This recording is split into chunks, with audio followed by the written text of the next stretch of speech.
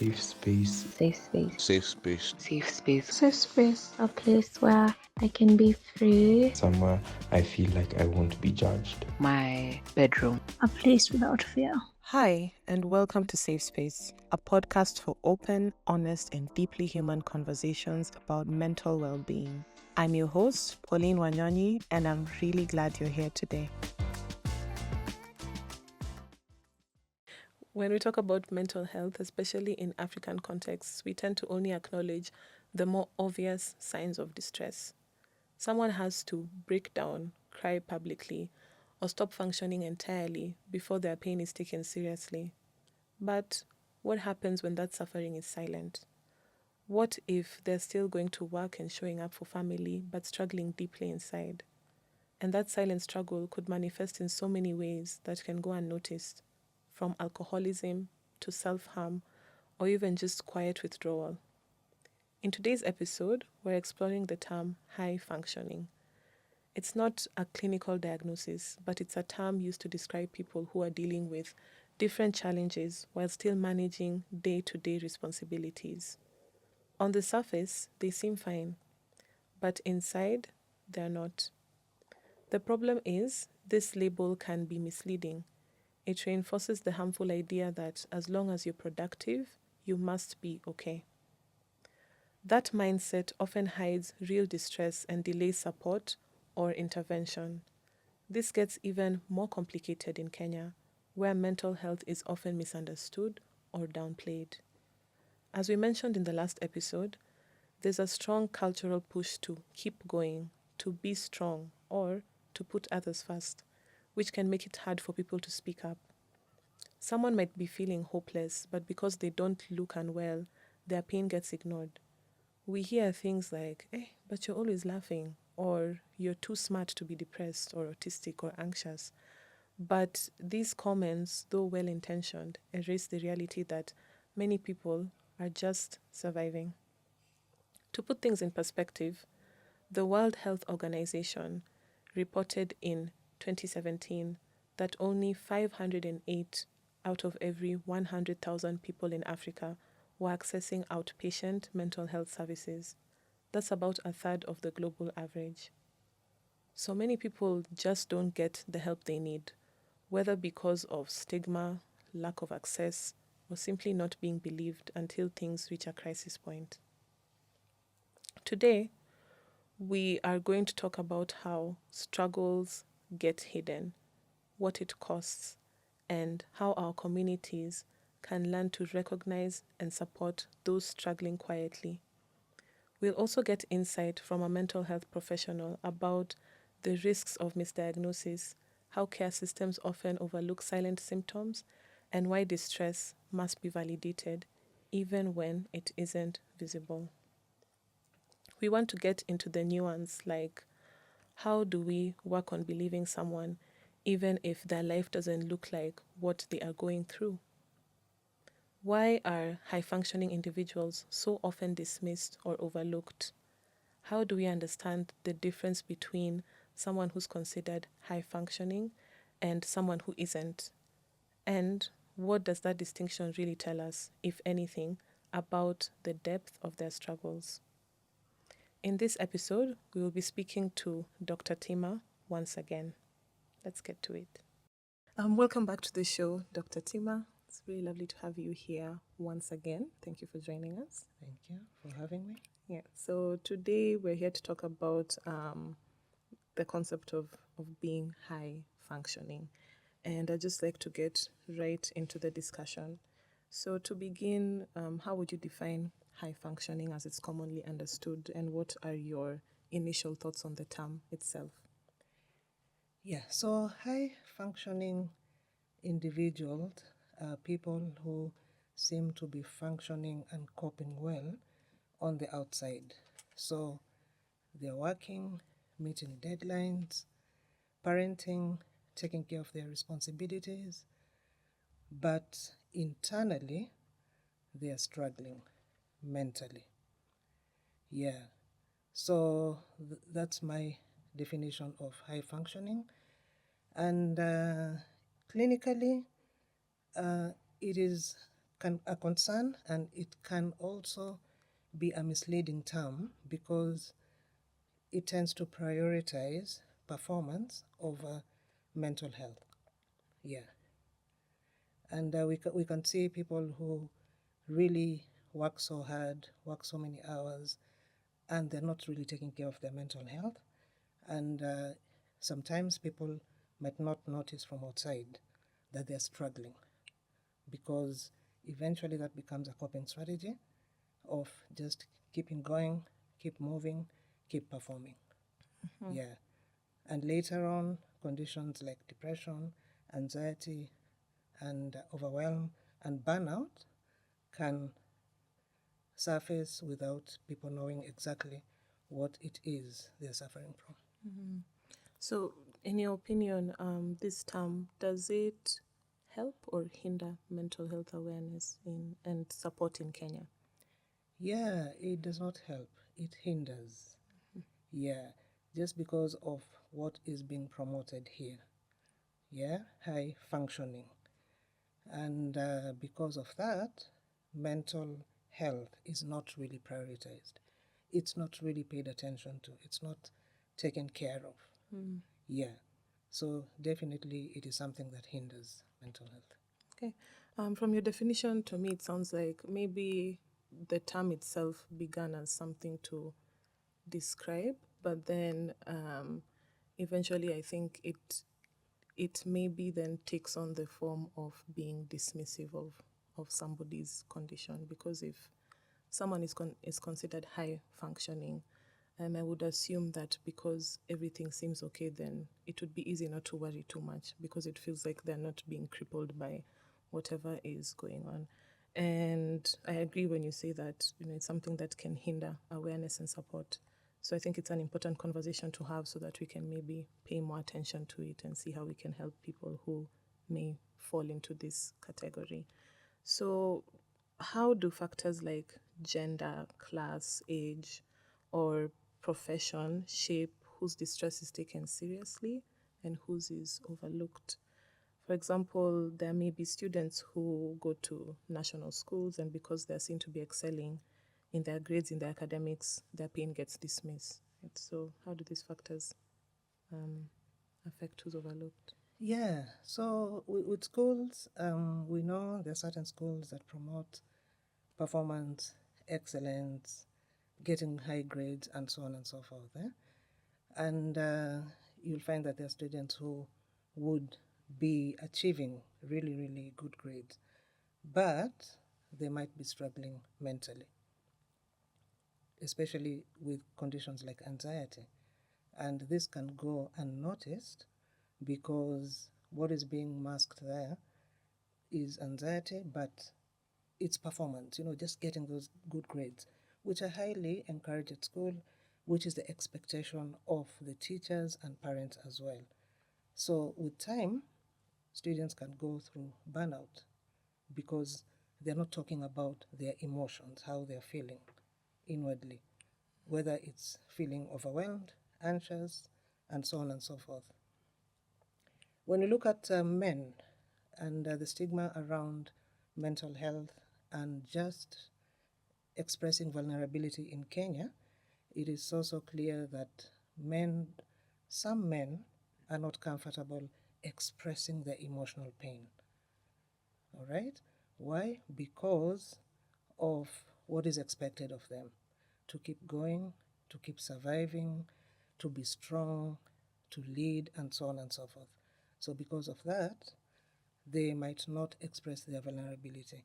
And what shows in men when they are distressed or when they are overwhelmed or they are, on the coping of high functioning, what you'll see is increased substance and alcohol use, withdrawal, anger outbursts, irritability. Those are some of the signs that will show up. And that can indicate that this person is struggling inwardly. So they are performing, yes, but they're struggling inwardly. When we look at the females, especially caregivers, they, most of the times they're expected to carry on, get on with it. and they usually carry a lot of emotional load, where they have to take care of others, and eventually they do not learn to take care of themselves. They don't pay attention to their needs. In fact, I've seen quite a number of ladies who just do not know how to take care of themselves because they've learned to prioritize other people's needs. So eventually they get into overwhelm, burnout, anxiety, and in worst cases, depression. So it's presented differently in different genders and different age groups as well. Yeah. From what you're saying, I wonder, does this concept of being high functioning, does it come up, is it more internal or is it more about an expectation in society, or is it both when we look at it? It can be both external and internal. Okay. Yeah. So, so this is the thing. Let's look at how high functioning can be expressed. All right? How is it usually expressed?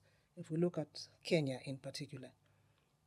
So, not many people can say, I'm anxious or I'm depressed. All right? So, because of that, distress usually shows up as frequent complaints, physical complaints, including stomach aches, headaches, aches and pains. Chronic fatigue is another one. Sleep difficulties is another one. Increased use of alcohol and substances is another one. All right. Emotional shutdown is another one, whereby automatically when you ask someone how they're doing, they just say, I'm okay. All right. And so I see that a lot at my practice, and that is how it is out there. Just because not many people can articulate how they're feeling emotionally, especially when it comes to high functioning. Yeah.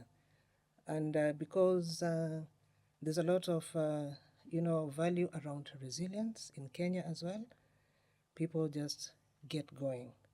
And another thing that some people fear is asking for help. Asking for help for some people is burdening others. So most of the times, these challenges that people experience go quiet, silent, and they're embodied.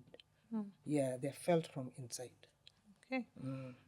One common theme I'm noticing as we're having these conversations throughout this series is how there are so many things that are connected.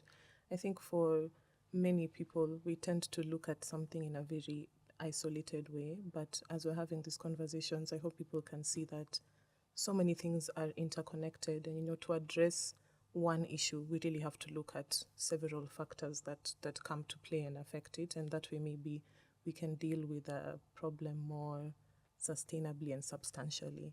So thank you for that breakdown. Now, to get further into the social factors that bring about this high functioning behavior, in your view, what role do schools or workplaces and religious spaces play in reinforcing this idea that if you're productive, then you must be okay? Yeah. Again, let's start with schools. Yeah. Schools encourage high performance, getting good grades, getting on with it, resilience. You'll hear resilience being mentioned a lot at school. Yeah.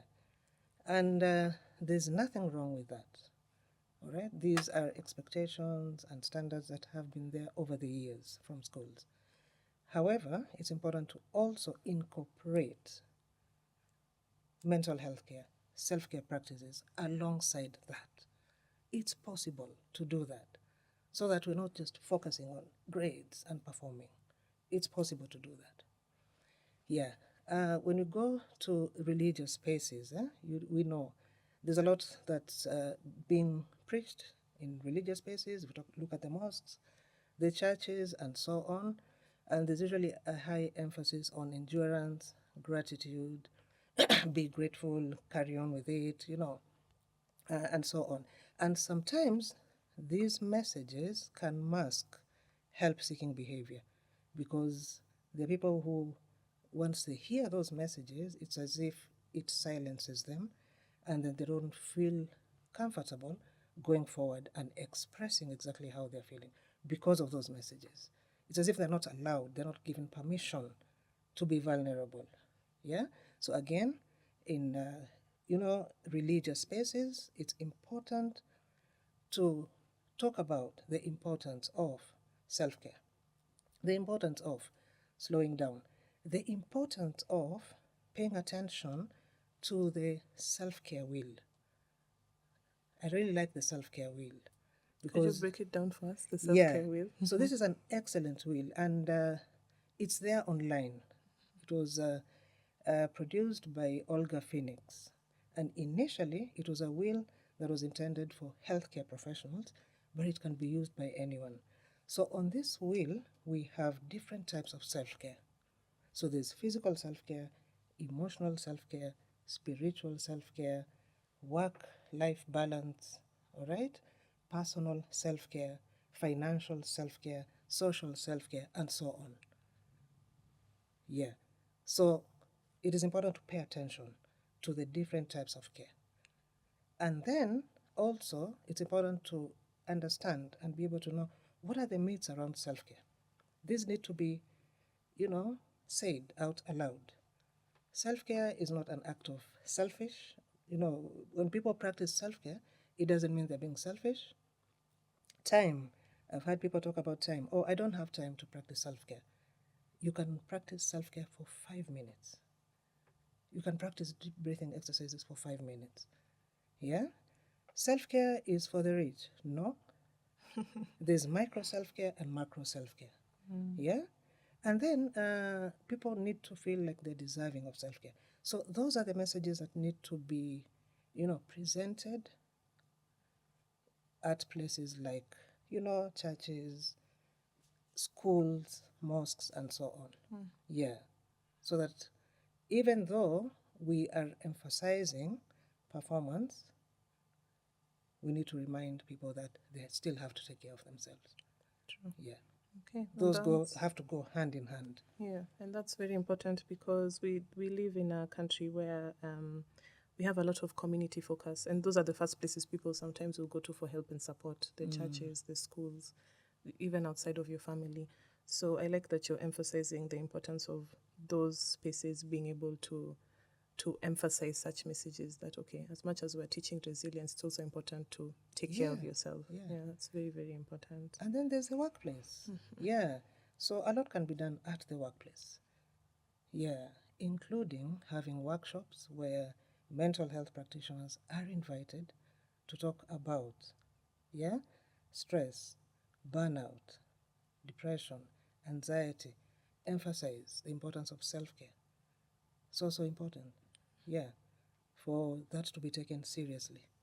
Whether it's on a quarterly basis, twice a year, once a year, just to have a mental health professional invited to facilitate these workshops. Because there's so much that people do not know around mental health, around emotional vocabulary, just being able to say, I am feeling anxious, I'm feeling upset, I'm feeling frustrated, I'm feeling angry today. I don't understand why. Helping them understand what are the triggers of anger. Yeah? Is it overwhelm? Is that one of your triggers? So that they can be able to manage it. As I mentioned last time, unless you know what you are feeling, then you cannot manage that emotion. It becomes very difficult. Yeah. So that is what workplaces can do. And also, the leaders, CEOs, managers, they also need to have some awareness on mental health concerns and be vigilant, when they notice that someone is not maybe at their best when it comes to working, performing, just to call them and have a chat with them and ask them if they're okay. Are you okay? This is what I've noticed of late. Yeah? You come in late. This is what I've noticed of late. You keep on, procrastinating. And that was not there before. Is everything okay? Would you like to share with me? Just to create those safe spaces for people to really share their challenges before it becomes too late, before it leads to burnout. Okay, that's a very important message. And just the same way workplaces emphasize workshops on physical health, I think the same emphasis can be put on workshops on mental health, and it would be really, really helpful.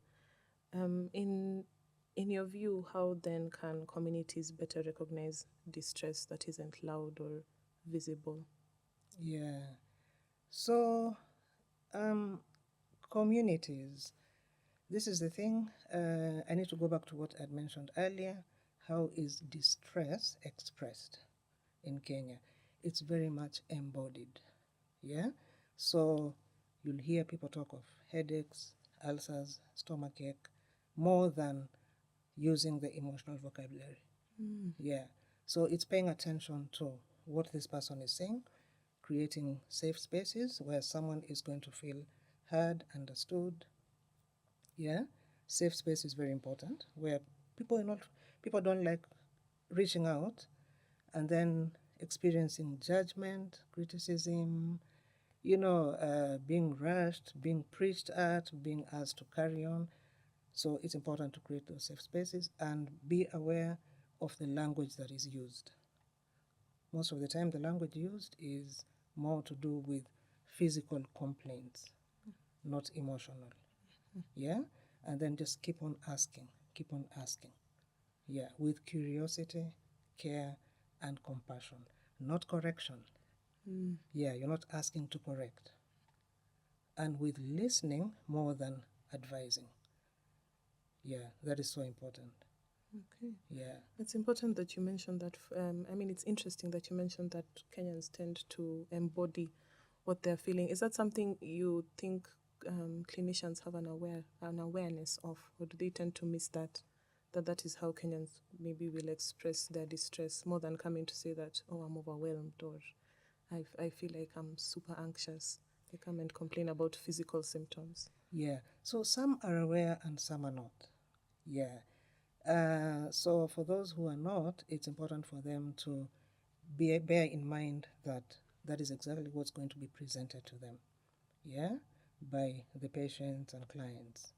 They're going to talk about these physical symptoms. Yeah. More than the psychological. So awareness and some education on how mental health distress and distress concerns are presented in Kenya is important. Yeah. And just before we move from that point, there's the understanding that this is how the people in this community will express themselves. Then there's the important point that you spoke about, that we also need to teach people how to express their emotions. So where do we find an in-between of, okay, we allow you to express yourself this way. Then at what point now somebody comes in to start telling you, like, okay, these are your emotions, this is how you can express yourself. How do you marry the two? Okay. So I'll give you an example. In any healthcare setting, what we can do that is different is to check in with the client or patient who walks in by asking them, how are you feeling today, and have you had any stressors of late? Yeah? You start from there. What are the kind of stressors that you've had, and how have you been coping with those stressors? So that way, they will start talking about the stressors they've had. And then you carry on from there with a chat. Remember, I mentioned a chat. It's important to have an emotions chat at the clinic. Yeah? So when that someone is talking, you just take the chat and then you ask them, so can you identify the emotion you're experiencing here? And then they'll be able to identify, this is what I've been feeling. And if they're not clear, they'll ask, what is apathy? Can you explain apathy to me? What is frustration? How different is it from anger? And so on. Yeah? So they can now connect with the emotions. And then after that is when you carry on asking other things. Sorry. Yeah. So that emotional chat is important to have. Yeah. Okay. Yes. In different settings. Okay. Yeah. Even if it means being put on the wall, in hospitals, healthcare setups, at the religious spaces, let's have that chat. So people get familiar with it. Yeah, and that way the emotional conversations will be rolling. It will be easier for people to talk about their emotions because they already know what they're feeling. I think people will be surprised to hear the emphasis on emotions. 'Cause I think there are very many people who I guess, dismiss the emotional bit of themselves and they want to logic everything out. Yes. Yeah. They miss the importance Yeah. of understanding Yeah. and managing your emotions. Yeah. So we need to start from there. Yeah. And normalize that we all have emotions. We all have, all human beings have emotions. There's no one who doesn't have emotions.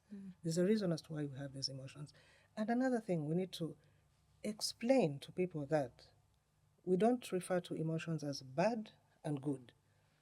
Because, of course, no one would want to relate with bad emotions. Anger is bad, frustration is bad, sadness is bad. We have positive and negative, helpful and unhelpful. They belong to us. So let's talk about them so that we can understand where they're coming from. Again, that is important. Yeah? Yeah. It's very important for them to be able to understand why we have emotions, and it's okay to talk about them. It's not a sign of weakness. And you'll hear some people say, I didn't grow up hearing emotions being mentioned at all. And you say, it's okay. It's okay. Everyone has their own upbringing. Every family has its own family values. There are families that believe in talking about emotions, others don't. But here you are now, and you want to know more about emotions, so let's talk about them. And you can change the narrative that you've been carrying for a long time, whereby emotions should not be talked about, emotions are a sign of weakness, and so on. Let's change your narrative. Let's do things differently. Okay, great. That is a great point, and I hope people will marinate in that. So, Dr. Tima, what kinds of misdiagnosis or missed diagnosis are you seeing most frequently in cases of people who mask their mental health struggles or who are high functioning? Yeah. Okay, so burnout is the first one that can be easily labeled as laziness. Yeah, all right? Because high functioning can lead to burnout. So if you do not address high functioning, then you might not get there to burnout. So sometimes, and most of the times, I've had people say, oh, this person is just lazy, they don't want to work. What do you mean they don't have motivation? But in the actual fact, they're having burnout. All right? Anxiety sometimes can be mistaken for just the normal stress that people go through in life. Yeah, but this person has moved from stress to anxiety, and now they have symptoms of anxiety. Yeah, trauma is another one. You know, trauma has quite a number of symptoms, including sleeping difficulties, including pain and aches, including headaches, you know, stomach problems, ulcers, and all that. So again, if the focus is on those symptoms, then you might not be able to get to the root problem of what is happening here. Yeah? Yeah. So those are just some of the examples. Okay. And why do you think these gaps in care persist?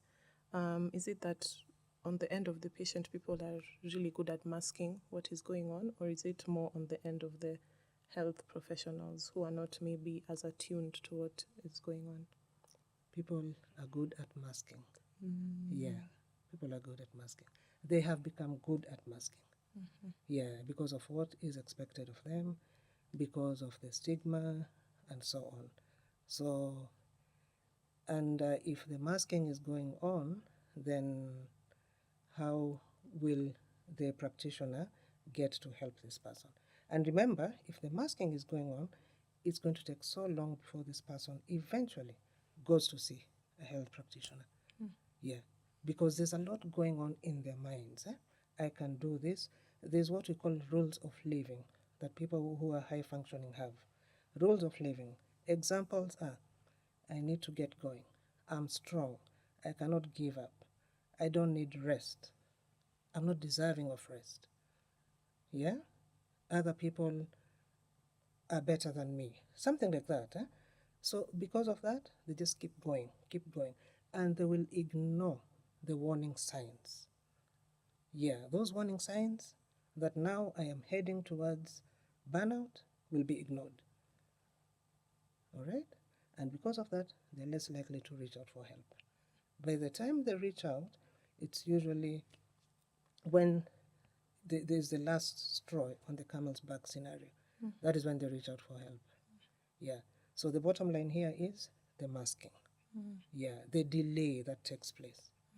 Yeah. And as you've been speaking, you've placed a lot of emphasis, which is good, on reminding people that it's okay. It's okay for you not to be okay. It's okay to seek help. If somebody who's a practitioner, a mental health practitioner or a health professional is listening to this and they're asking, like, okay, what more can I do to maybe be able to identify this masking or help in this situation, what would you say? Yeah. Okay, the first thing is, I've mentioned this before, creating the safety. Emotional safety is so important, because you can imagine this person has stayed for so long without going for help, and now they've decided they're coming for help. All right? The second one is to really help them understand that they've come, whatever they are, it's a safe space, yeah, and they've done the right thing, they've made the right step, and this is a healing and recovering journey for them. All right? Then unless they feel safe, then they cannot open up and share. All right? From my own experience, I have seen that by the time people come for help who have been operating on high functioning, it's taken them such a long time. It's really cost them, both physically, mentally, and so on. And they've come, and whatever they've come for is like the last resort. Yeah, this is the last resort. So being patient with them, approaching the care with compassion and curiosity, yeah, asking questions, letting them explain themselves to the best of their capabilities, helping them name emotions, and automatically, what I have seen, once you create that safe space, automatically the shoulders go down because now they're feeling relaxed. Yeah? They start breathing. Someone is starting to breathe. All right? They start opening up. They become more and more curious to find out what has led them to being where they are today. They start questioning. They start connecting the dots. All right? And all that confusion that was there starts clearing up. They start having to have a better relationship with themselves. Before, there was judgment, there was blaming, there was no compassion, there was no love, there was no care.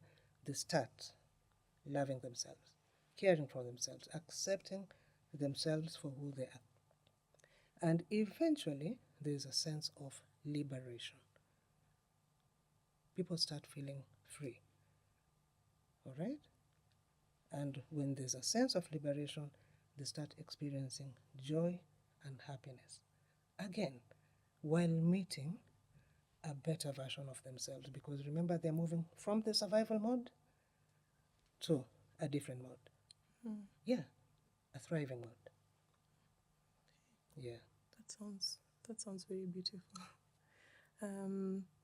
As you've explained what you see, I noticed that once again we went back to the embodiment, like the shoulders, go down, somebody breathes out, they're more relaxed. Yeah, before now they get to the okay.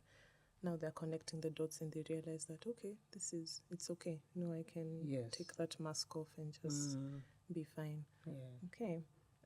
There's often an assumption that if somebody is functioning, so they're attending classes, they're going to work, everything is fine. In the family, they're okay, that they're not at serious risk. So when does hidden distress become dangerous? Yeah. That's a good question. It becomes dangerous when there's increased, sense of fatigue. People are experiencing more and more fatigue. That is one of the signs. The second one is the physical symptoms intensify. Yeah. So remember I mentioned the headaches, tummy aches, gut issues, they become more and more. Then there would also be emotional withdrawal. Emotional withdrawal. People become numb. So that when you ask someone how they're feeling, they cannot say anything. They just say, I'm not feeling anything. I'm not feeling anything. Loss of meaning, purpose, and motivation is another one.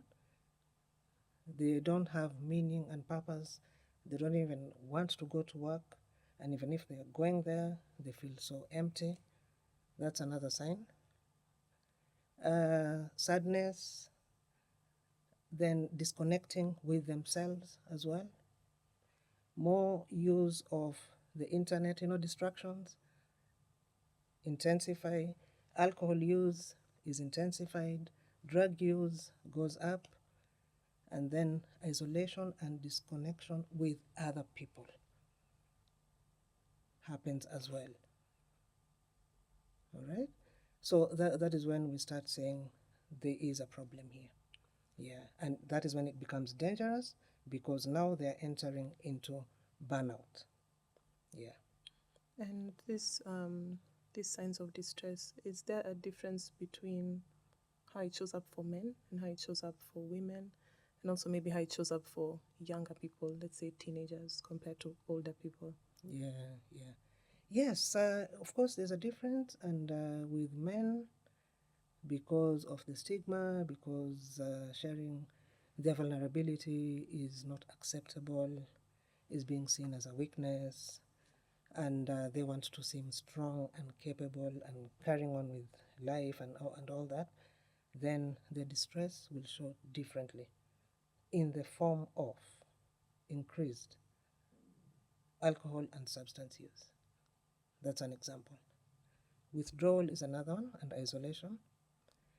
More anger outbursts and irritability.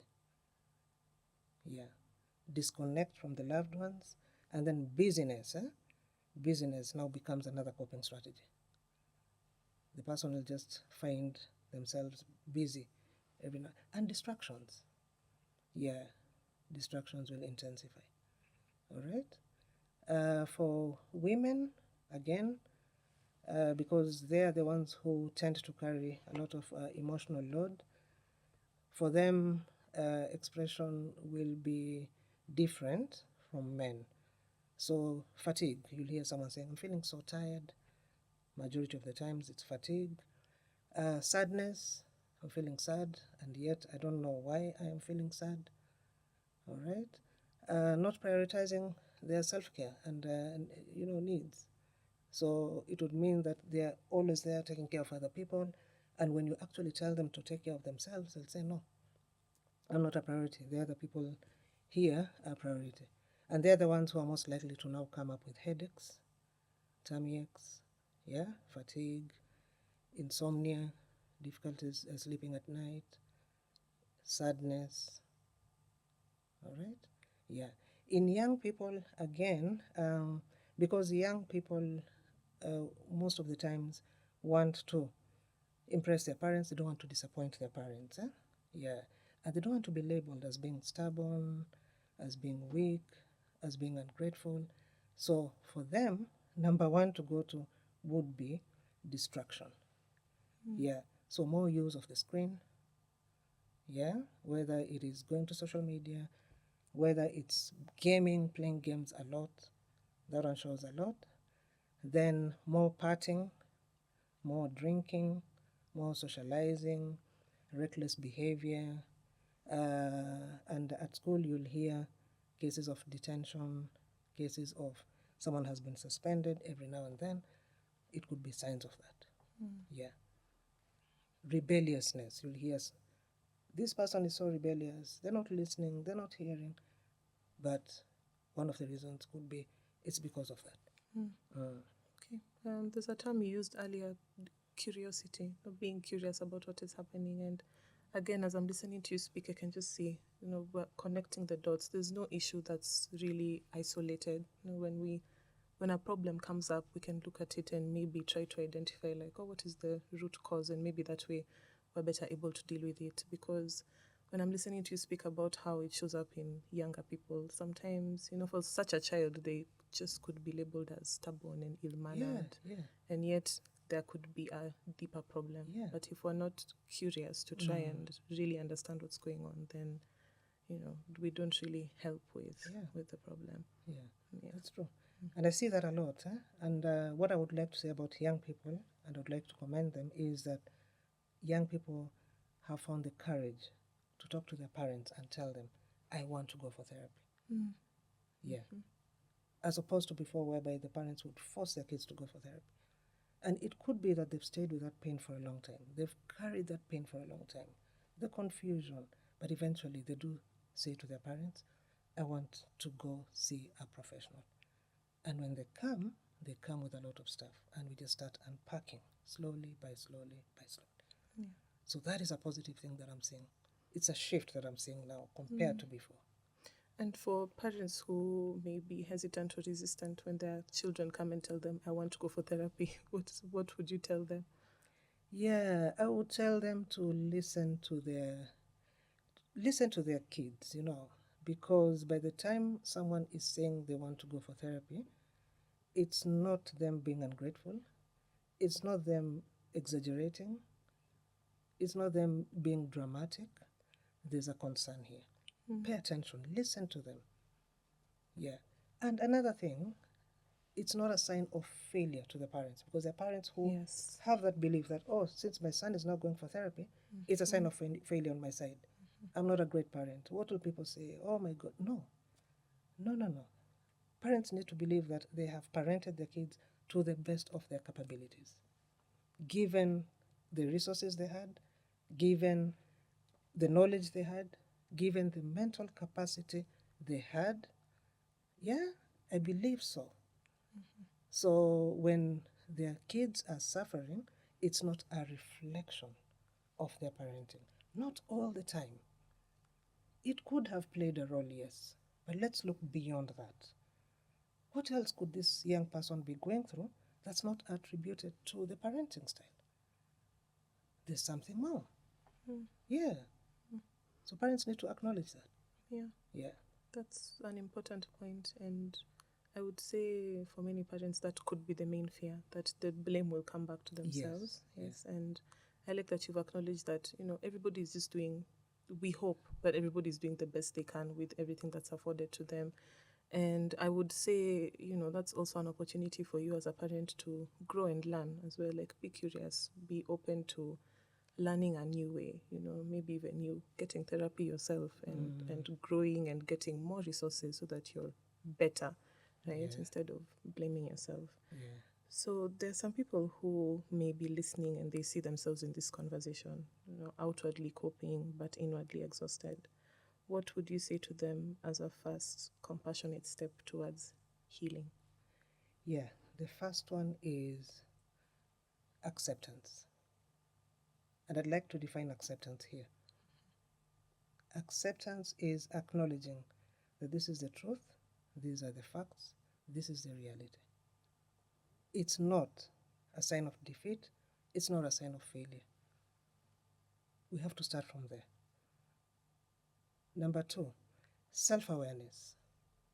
It's important for every human being to have some sort of self-awareness, so that as soon as insomnia sets in, as soon as you're feeling chronic fatigue, as soon as you're not feeling yourself, you need to be able to say, I am not feeling myself. What's going on here?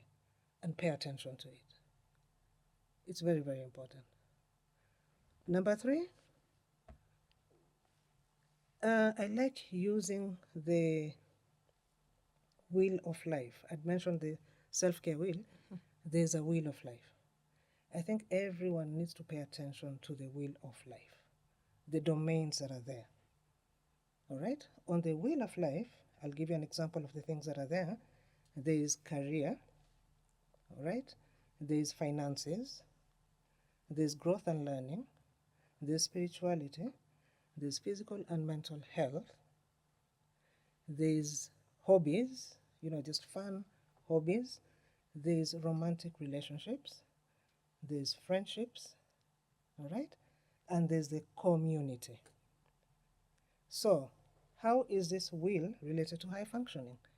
You'll find that people who are on high functioning tend to score higher on career, growth and learning, and finance.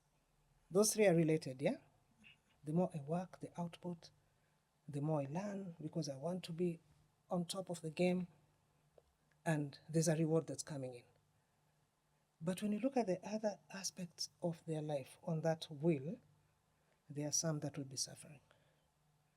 If most of your time is spent at work, working, whereby your sleep is compromised, your relationships are compromised, it's going to show on this will. So, romantic relationships will suffer, friendships will suffer, community engagement will suffer, spirituality, if someone is spiritual, is going to suffer. Hobbies, I've asked so many people when they come for therapy, what's your hobby? And they're like, hobby? I don't have one. Yeah. I've never had one. And then I help them explore. Let's get you a hobby. Yeah. So it's important for people to be aware of what their will of life says about them. Yeah. We need to pay attention to these other areas. Yeah. Look at, that's so interesting because there are so many parts that make up who we are, but I'm sure most people maybe will realize that you're only focusing on a fraction. You're only thinking about work, you're only thinking about finances. If you're in school, you're only thinking about school. And then you forget all these other things that just make you a whole being. Yeah. So we need to pay attention to that. And it's a problem when you don't have all these other things going on. Yeah. And remember, we're not talking about excellence, we're just talking about start. Physical exercise. Yeah. Can you start? Where do you start? And so on. Yeah. Okay. And so now building onto that, what small shifts could make the most impact in ensuring that people can receive support in schools, in workplaces, in social settings, religious spaces before reaching crisis? Okay, so education, enlightenment, people need to be aware, of certain things. So if we start with the school, as I mentioned earlier, it's important for schools to introduce the importance of mental well-being alongside studies, grades, and so on. And it's a positive thing that most schools have school counselors nowadays compared to before. And therefore, the students can reach out to the school counselor.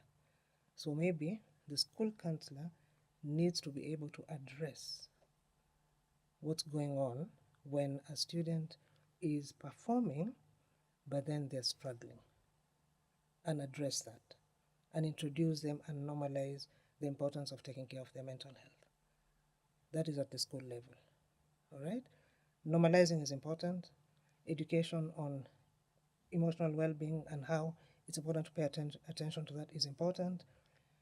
Knowing emotions, learning about emotions is important. When you look at the faith spaces, same thing, because as much as there are certain teachings that we get from these spaces, they also have a role of normalizing emotional well-being, self-care, and that when people are going through distress, it's not a sign of weakness.